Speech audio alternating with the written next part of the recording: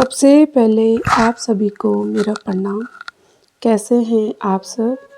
उम्मीद करती हूँ आप सब सुंदर अपनी प्रेजेंट में बहुत सुंदर होंगे और फ्यूचर में भी आप सुंदर होंगे। आज मैं बहुत दिनों बाद वीडियो बना रही हूँ। समझ में नहीं आ रहा था कि बनाऊँ या नहीं, क्योंकि हाल ही में मेरे ससुर जी का अभी 9 दिसंबर को देहांत हुआ था। भगवान ने उनको अपने पास बुला दिया, बट समझ में नहीं आ रहा मैं कहाँ से अपनी कहानी शुरू करूं। मेरे ससुर जी नहीं, मेरे लिए वो भगवान थे। लोग कहते हैं ना कि आपने भगवान देखे हैं। मैं दिल से कहती हूँ, मैंने देखे हैं भगवान।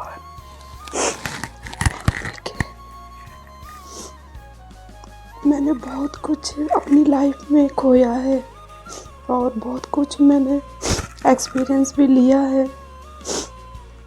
मैंने अपने लाइफ में दुख तो क्या, दुख तो एक कुछ टाइम के लिए होता है, लेकिन अपने ऊपर पहाड़ गिरते हुए देखा है। दोस्तों, अगर आपके मम्मी पापा सास ससुर अगर जिंदा है ना, तो प्रेजेंट में उनकी सेवा कीजिएगा। मैंने भी बहुत कोशिश करी, अपना तन मन अपने आप को भूल गई मैं, बट मैं उनके पीछे मैंने अपने आप को भी नहीं देखा। ये ईश्वर की कृपा है कि आज मैं आपके सामने यहाँ पे हूँ। हमेशा हंसती मुस्कुराती वीडियो बनाती थी और एक मदारी की तरह अपने ससुर जी को कितना हंसाना, उनको खिलाना, एक बच्चे की तरह उनको मैंने रखा था। कहते हैं ना कि जब इंसान कोई भी हो बूढ़ा हो जाता है तो एक बच्चे की तरह उसकी हरकतें रहती हैं। वो हरकतें मैंने देखी हैं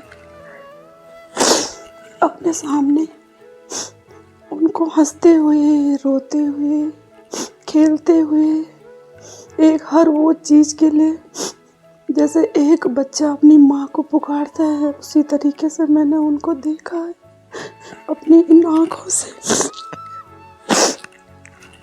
कहते हैं ना कि हंसते हुए चेहरे के पीछे का दर्द हम लोग भूल जाते हैं। जब हम किसी के चेहरे को हंसते हुए देखते हैं तो लगता है कि ये तो बहुत ही खुशनसीब है, बट उसके अंदर का जो दर्द होता है ना, ये वही जानता है। लोगों की भीड़ में दौड़ते चले जा रहे हैं एक अपने कल को संवारने के लिए। क्या क्या हमने खो दिया दोस्तों, ये उसका दिल ही जानता है। बस इन बच्चों के लिए, आगे का कल को उनका संवारने के लिए लोगों की भीड़ में दौड़ते चले जा रहे हैं। और बहुत दिनों बाद आज कैमरे के सामने आई हूँ। इच्छा नहीं थी, बिल्कुल भी नहीं कि वीडियो बनाऊं, लेकिन काफ़ी दिन से सोच रही थी। जब मैं अकेला होती हूँ तो बस उन्हीं की याद आती है। अभी तक तो ये था कि वो सामने थे तो हमको इतना महसूस भी नहीं हुआ उनका जाने का। कभी मैंने सोचा भी नहीं था कि वो इतना जल्दी मतलब हार मान जाएंगे। लेकिन आज हमारे पापा ससुर जी अपनी ज़िंदगी की हार मान गए और हमको यहाँ पे अकेला छोड़ गए। लेकिन दोस्तों, जो इंसान जन्म लेगा ना, मृत्यु तो उसी दिन निश्चित हो जाती है। लेकिन हम फिर भी कोशिश करते रहते हैं कि वो हमारे बीच रहें, और उनके जाने का गम जो आज हमें मिला है, भगवान ना करे आप किसी को मिले। इसीलिए मैं कह रही हूँ कि जब तक आपके सास ससुर मम्मी पापा जिंदा हैं, जीते जी उनकी खूब सेवा कीजिए। इतनी सेवा कीजिए कि आपको कल उनके खोने का गम ना मिले। लेकिन जब अपने दूर होते हैं ना, बहुत पीड़ा होती है, बहुत दर्द होता है, यहाँ तक कि उनकी बहुत याद आती है दोस्तों, बहुत याद। हर समय, हर घड़ी, हर पल सोचती हूँ बाहर निकलूँ, हंसती मुस्कुराती हुई निकलूँ, बट जो अंदर का उनकी पीड़ा है, उनका दर्द है, वो हम कभी नहीं भुला पाएंगे।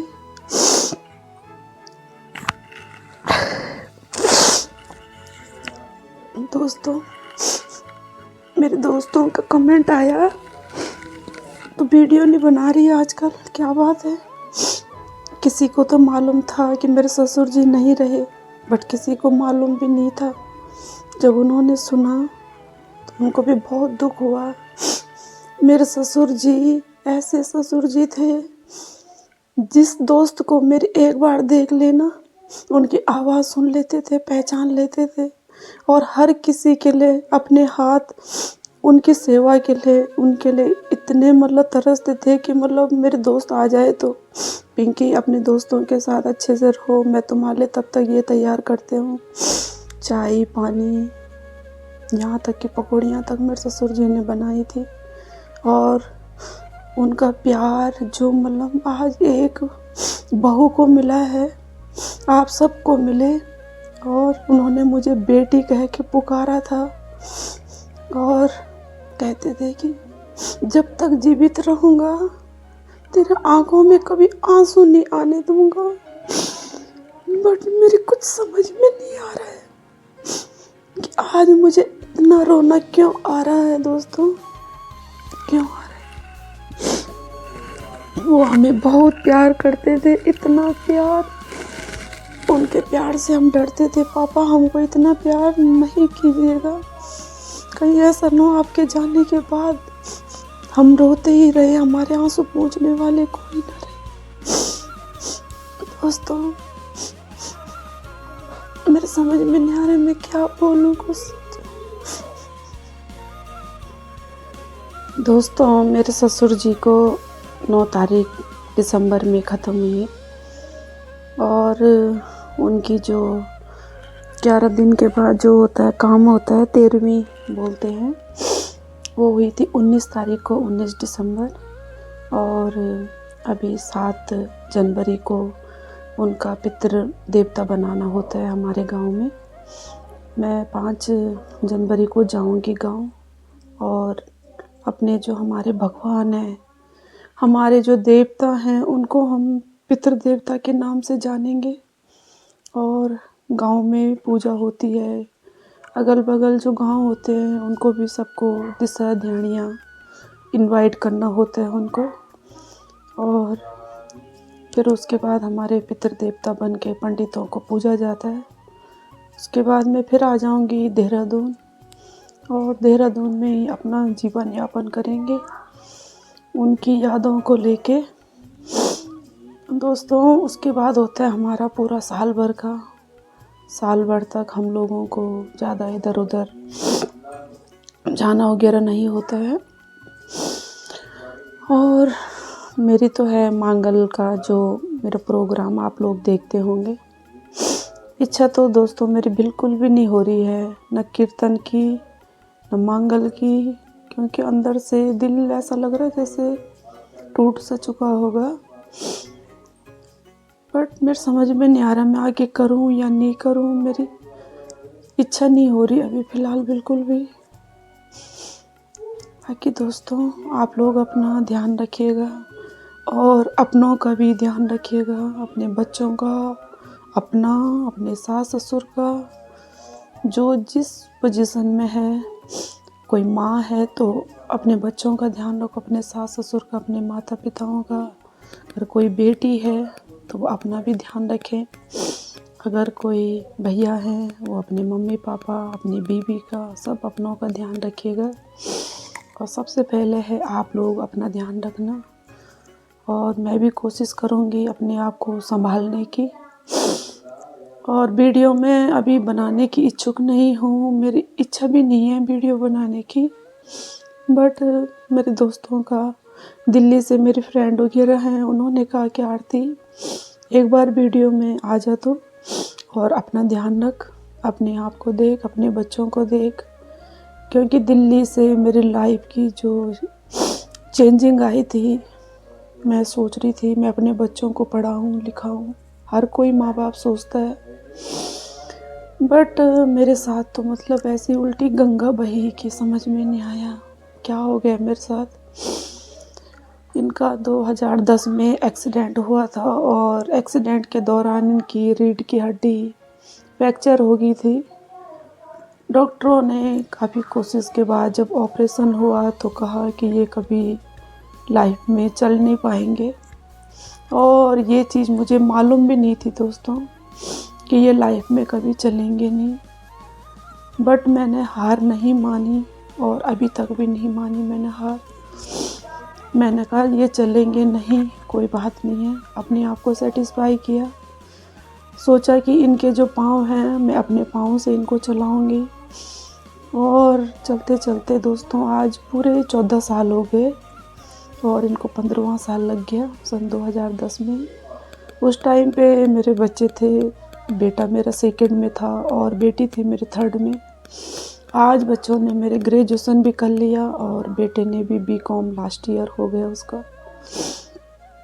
ससुर जी का, मम्मी पापा का बहुत साथ रहा, जिस वजह से मुझे इतना महसूस नहीं हुआ। बट आज ससुर जी नहीं रहे और उनके जाने के बाद ऐसा लग रहा है जैसे पूरी दुनिया ही टूट गई हो। लेकिन इस माता रानी पे मुझे पूरा भरोसा है, अगर इसने मुझे तोड़ा है तो यही मुझे जोड़ेगी भी। और बच्चे अभी छोटे भी हैं, इनको भी देखना है दोस्तों, और अपने पति देव की भी सेवा करनी है।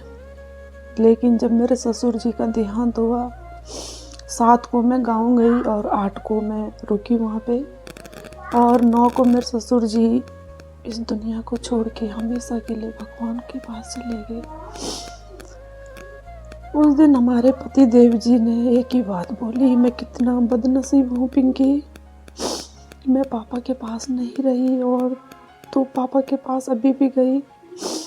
क्योंकि मेरे ससुर जी कहा करते थे, पिंकी जब भी मेरे दम निकले तो मेरे साथ में रहेगी, मुझसे वादा कर, प्रॉमिस कर। मैंने कहा पापा मैं आपको हमेशा अपने साथ ही रखूँगी। और उस दिन भी मेरे ससुर जी ने मुझे याद किया, मैं गाँव गई, मेरे ससुर जी मेरे साथ ही मेरे आँखों के सामने लास्ट जो उनके शब्द थे, मतलब मैं शब्दों में क्या बोलूँ, मेरे को तो कुछ समझ में भी नहीं आ रहा है कि बस मेरे पप्पू का ध्यान रखना और आपस में देवरानी जेठानी नंद मिलजुल कर रहना बेटा। मैंने कहा पापा प्रॉमिस करती हूँ हम खूब मिलजुल कर रहेंगे दोस्तों। 2 दिन की ज़िंदगी है, फिर अंधेरी रात।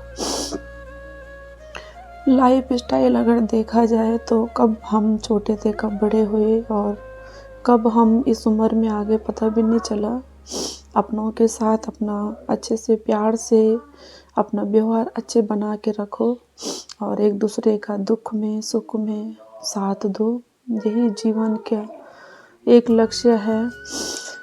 और लड़के झगड़ के तो देखो लाइफ तो हमने वैसे भी जीनी है और वैसे भी जीनी है, तो कोशिश करो कि हम प्यार से रहें। और मेरी देवरानी नहीं, मेरी छोटी बहन की तरह है, वो मुझे बहुत रिस्पेक्ट देती है और मैं भी उसको बहुत प्यार करती हूँ। जब से मेरी देवरानी हमारी जो घर पे आई है ना, कसम खा रही हूँ, हमारी जो ज़िंदगी क्या मतलब मैं शब्दों में क्या बोलूँ, पूरा उसने चेंज करके रख दिया। भगवान करे ऐसी देवरानी सबको मिले एक छोटी बहन की तरह। जब भी मेरे बच्चे घर जाते हैं तो वो पहले ही तैयारी करके रखती है कि इतना मुझे भी नहीं मालूम कि मेरे बच्चों को क्या पसंद है, और मेरे देवरानी को इतना मालूम रहता है कि दीदी के बच्चे क्या पसंद करते हैं क्या नहीं। मैंने कहा इनको जो मर्जी वो दे दिया कर, बट वो कहती है कि नहीं, बच्चों के लिए जो उनकी पसंद कर रहे वही देना चाहिए, और बहुत प्यार करती है। मैं भगवान से प्रार्थना करूँगी बस उसका प्यार मतलब ऐसा ही बना रहे, तभी जाके हमारी जो ज़िंदगी है वो आगे को कट जाएगी। नहीं तो दोस्तों जिस कंडीशन में आज मैं हूँ मैं तो सोचती मैं बहुत दुखी हूँ, लेकिन हो सकता है ये किसी का सपना हो। कई तो कहते हैं कि हम बहुत दुखी हैं, और मैं इतना दुख के बावजूद भी मैं कहती हूँ कि मैं बहुत खुशनसीब हूँ, जबकि खुशनसीबी मेरी क्या है, कुछ भी नहीं है। बट अपने आप को पॉजिटिव लेके चलती हूँ, और हमेशा अपने आप को पॉजिटिव रखना भी चाहिए दोस्तों।